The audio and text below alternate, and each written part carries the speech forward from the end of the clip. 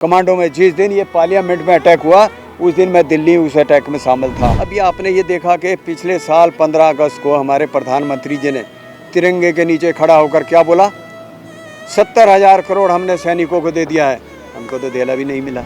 ये 18 साल में गया, 4 साल में घर वापस आ गया। आकर क्या करेगा वो सिर्फ एक हथियार चलाना सीख जाएगा। एक ये जवान जो बॉर्डर में बिल्कुल फॉरवर्ड में जाकर लड़ना है, मेन में, उसको 6 महीने की ट्रेनिंग देकर वहाँ पर भट्टी में झोंकने के लिए भेज रहे हैं। कि ये हर एक को संदेश देना चाहता हूँ कि इस तिरंगे की कदर करो।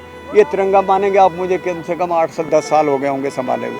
आप कब रिटायर हुए?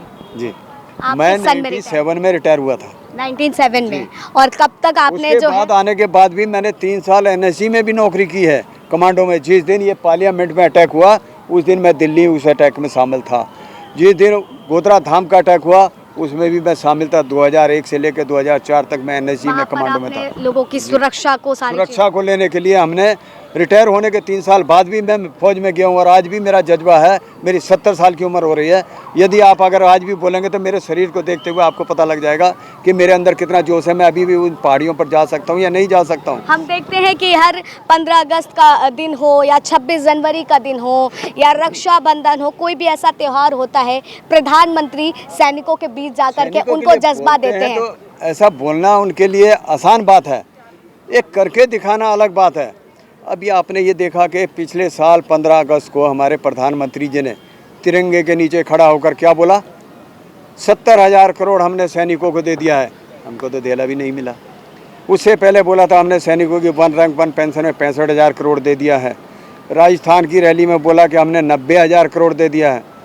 कुरुक्षेत्र और इधर क्या बोलते हैं उत्तराखंड में 1 लाख करोड़ तक पहुंच गए। लेकिन आप इसको कैसे समझते हैं कि पहले के मुताबिक जब आप लोग लड़ने जाते थे तो बहुत सारी पाबंदियां होती थी, बंदिशें होती थी, लेकिन जब से 2014 के बाद से कहा जाने लगा कि सेना के वो बंदिशों को खोला गया है और खुल करके दुश्मन से मुकाबला करने को कहा गया है, तो ये सेनाओं के लिए कितनी खुशी की बात? ये खुशी की बात तो है, मेरे लिए बहुत बड़ी बात है।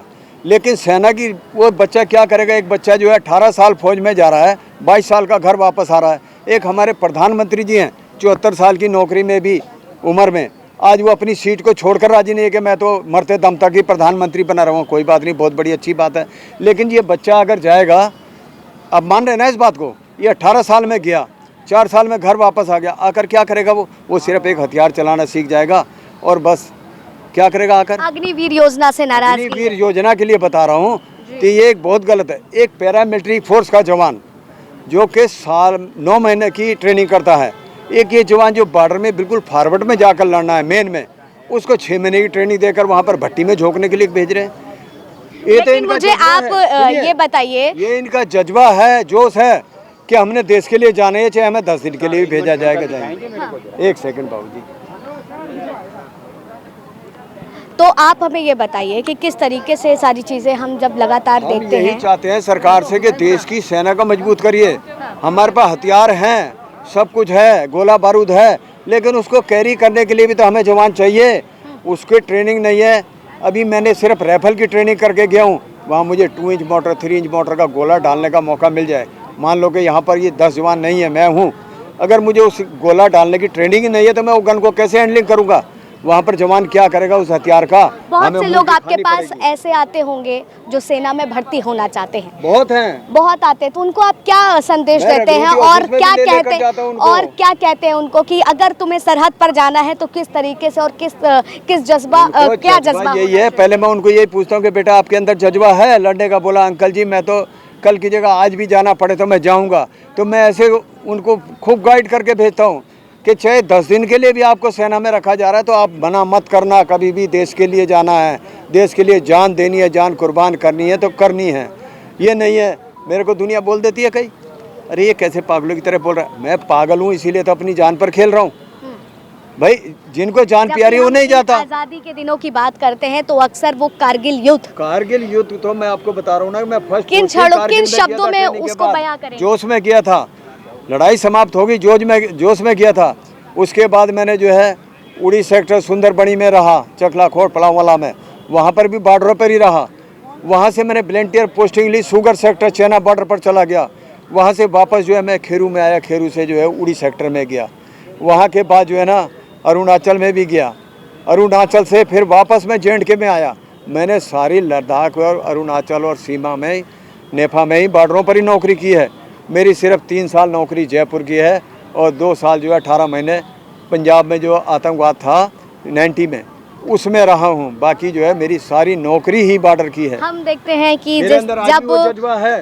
15 अगस्त का दिन आता है, ये अमूमन सी बात है कि हर एक हमारे युवा लिए भी बहुत हो, बड़ा हर हुआ कोई भी हो, बस सवाल सुनिएगा सर, हर कोई हो तस्वीरें खिंचाता है, आज़ादी का जश्न मनाता है, लेकिन अगले ही दिन हम चीज़ों को विपरीत देखते हैं, लोग अपने काम अभी में व्यस्त हो देखिए- जाते हैं। तो ऐसे लोगों के लिए आप क्या संदेश देंगे और क्या कहेंगे कि मिट्टी से मोहब्बत करना कितना ज़रूरी? मिट्टी से देखो, हमने इस धरती पर जन्म लिया ना, ये हमारी भारत माँ है, इसके हम सपूत हैं। इसके लिए अगर हमें किसी भी हालत में बलिदान देना पड़े तो देना चाहिए। अभी आज मैं ये तिरंगा घुमा रहा हूँ ना, आप यकीन नहीं करेंगे, मैं कम से कम 20-50 तिरंगे कल परसों 16 तारीख को आपको दिखा दूंगा कि लोग बाग हमारे तिरंगे को कैसे, उनको पता नहीं है कुछ भी, बोल तो दिया घर घर तिरंगा, या तो वही लटका रहेगा या वो निकाल करके ऐसे फेंक देते हैं। मुझे बड़ा दुख लगता है कि ये हर एक को संदेश देना चाहता हूँ कि इस तिरंगे की कदर करो। ये तिरंगा मानेंगे आप, मुझे कम से कम 8 से 10 साल हो गए होंगे संभाले हुए। ठीक है, आखिरी सवाल लूँगी, इस आज़ादी के जब हम 78वां आज़ादी का दिवस मना रहे हैं, स्वतंत्रता दिवस मना रहे हैं, 4 शब्दों में इसको किस तरीके से बयां करेंगे? कुछ गीत अगर गा सकें। सर देखिए, ये तिरंगा जो है ना हमारा आज़ादी का प्रतीक है और ये बहुत बड़ा वो है। हर देश को अपने तिरंगे से प्यार होता है, लेकिन जो हमारे हिंदुस्तान का ये तिरंगा है ना, इससे जितना हमको प्यार है इतना नहीं। ना ये झंडा रूस का है, ना ये जापान का है, ना ये अमेरिकन प्यारे, ये झंडा तो हिंदुस्तान का है। बिल्कुल, ये झंडा हिंदुस्तान का है, ये वंदे जश्न। मातरम, भारत माता की जय, भारत माता की जय, भारत माता की जय।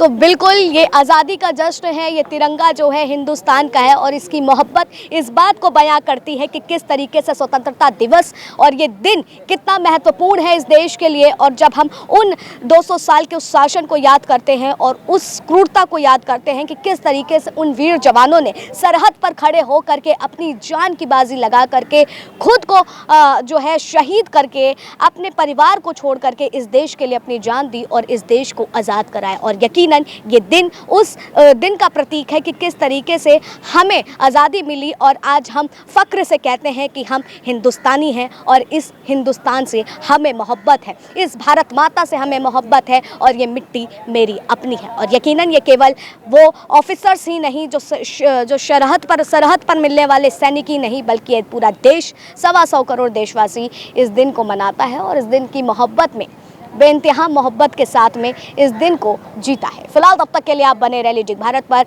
वीडियो जर्नलिस्ट रविकांत के साथ आस्था।